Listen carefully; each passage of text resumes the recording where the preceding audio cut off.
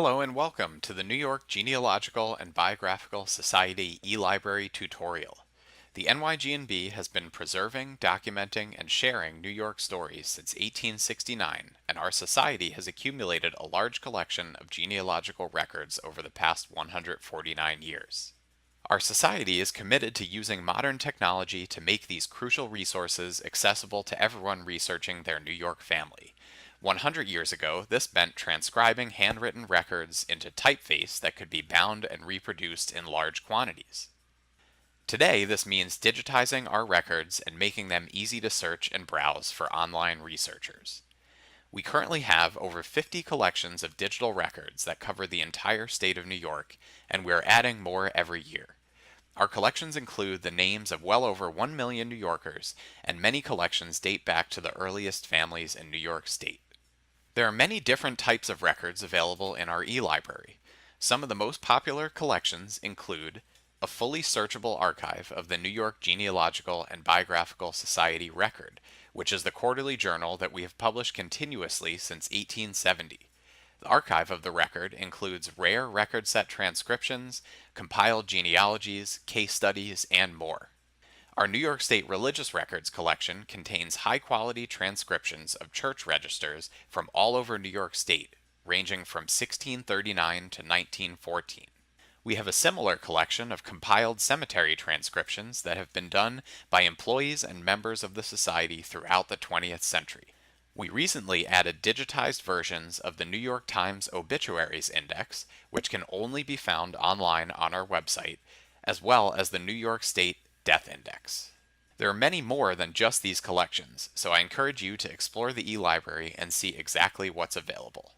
Most of our digital collections are hosted by our partner, Find My Past, on their website, findmypast.com. We are glad to have partnered with Find My Past for this purpose. Hosting large collections of digital records is very resource intensive, and Find My Past has a robust search algorithm and an easy-to-use image viewer for our digital records. NYG&B members get an additional benefit from this partnership. Members of our society get free access to all North American records on Find My Past, as well as UK and Irish censuses. Society members must perform an easy one-time process that involves creating an account on findmypast.com and applying a unique voucher code, which will grant you access to all of these records, including NYG&B collections. If you have not already done so, please click the link below for a short blog article and video tutorial that will guide you through this easy process. Now, I will demonstrate how to view all of our eLibrary collections and use them for research. The eLibrary can be found in the Collections and Research section of our website. At the top of the home page, you will find a link that takes you directly to the full list of collections. Each collection has its own page that describes the collection, contains links to useful resources, and has a link that you can use to search the collection. Scrolling further down the home page, you will find direct links to some of our most popular collections, New York State Religious Records, and the Archive of the Record. If you need help using the eLibrary or anything else on our website, or if you would just like general genealogy research help, feel free to use this link to the Help Center in the middle of the screen. At the very bottom of the home page, you'll find a list of other popular record sets that you may want to explore, along with a few ways to find any collection you're looking for. You can search the titles and descriptions of all eLibrary record sets here, or you can browse our collections based on subject or location as well. Let's take a look at our list of collections. We'll scroll back up and click the button at the top of the page, List of All Online Records. This page provides a list of all collections in the eLibrary. We have pinned our most commonly used record sets to the very top of the list so you can find them here right away. Below them, all other collections are listed in alphabetical order. You can filter collections by subject or location, just as you can with webinars and New York Knowledge Base articles. For locations, note that many collections will be tagged with the location New York State because they cover a large number of counties within a state. Collections tagged with a single county have only pertained to that county and nowhere else. To learn more about a collection or to search it, click the title of the collection.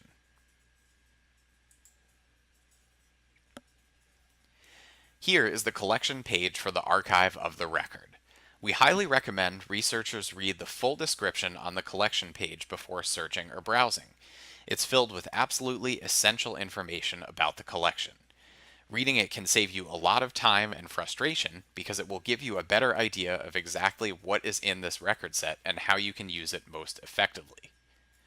You'll also notice a list of helpful links on the left-hand side of the screen. Make sure you look here too. In this example, you'll find a list of really useful indexes to the record, which will allow you to examine the many articles in a variety of ways. Other collections will have links to webinars or knowledge base articles that serve as a useful guide for researching the collection.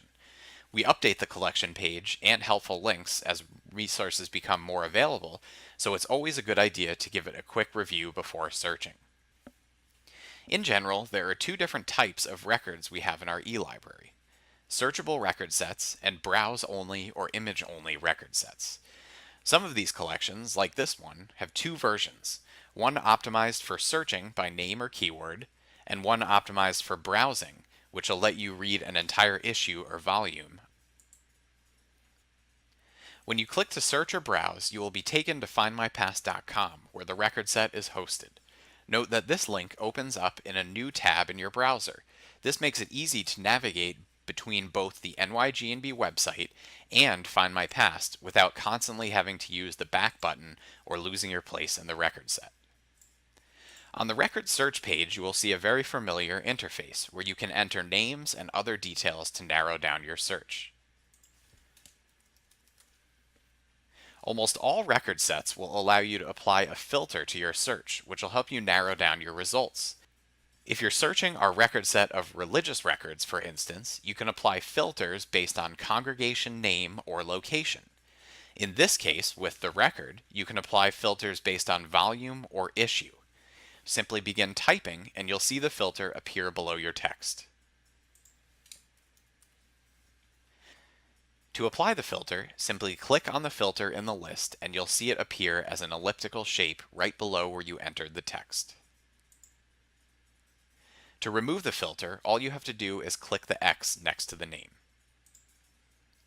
If you aren't sure what to type, you can browse all filters and choose which apply from that list.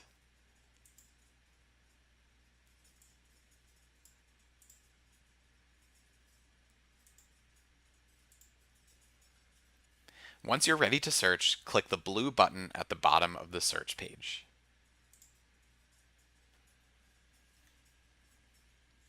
The next page will show you a list of search results with an option to adjust your search on the left-hand side of the screen. To go to the image on which the name appeared, click the blue icon on the far right of the row of search results.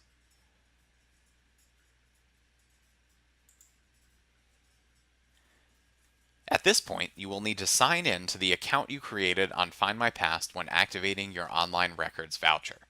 If you have not done this yet, please click the link below this video that reads Online Records Access Activation Instructions.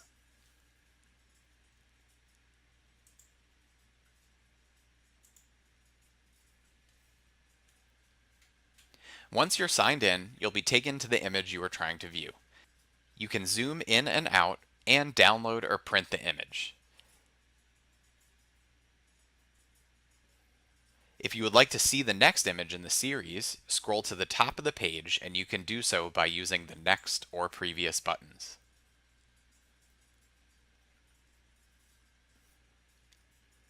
At the top left corner of the screen, you will see useful information about the image that you're viewing, including the record set, category, subcategory, and important information to be used in a citation. So we are just looking at a searchable version of the record.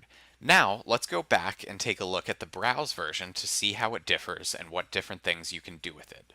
Return to the NYG&B website collection page, which should still be open in another tab in your browser. This time, we'll click the Browse button. It's best to use a browse version when you want to look through an entire document or subset of a document. For instance, you may want to leaf through the volumes related to a particular religious congregation in our New York State Religious Records set, or, in this case, you may want to read an entire article, issue, or even volume of the record. Here, we can use the filter in the same way to find all issues in volume 112.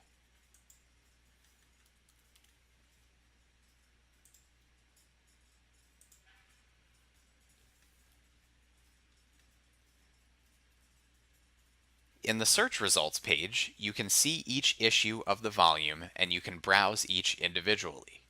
When you click the image icon this time, you'll be taken to the very first page of the issue. Here, you can see that the image viewer is optimized for reading the full page. You can zoom in or out on the right side and navigate to the next page. Click through the first few pages to find the table of contents of this issue.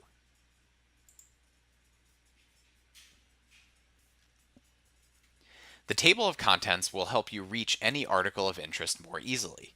One thing that is very important to note: the page numbers on issues, citations, and tables of contents do not exactly correspond to the page numbers in the image viewer, which you can see down here.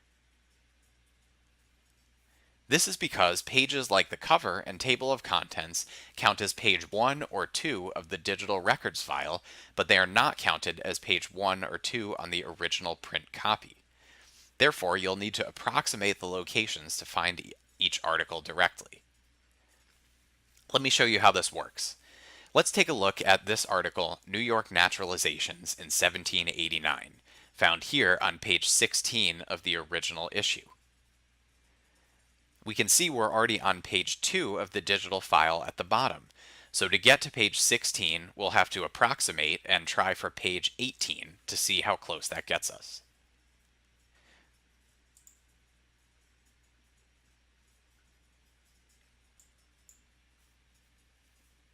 And there it is. If we look at the top of the page, we can confirm that we're on page 16 of the print copy, but you can see on the bottom we're on page 18 of the digital file. We can use the arrows on the left or right of the screen to more easily move forward or backwards, or we can jump to another page in the issue entirely.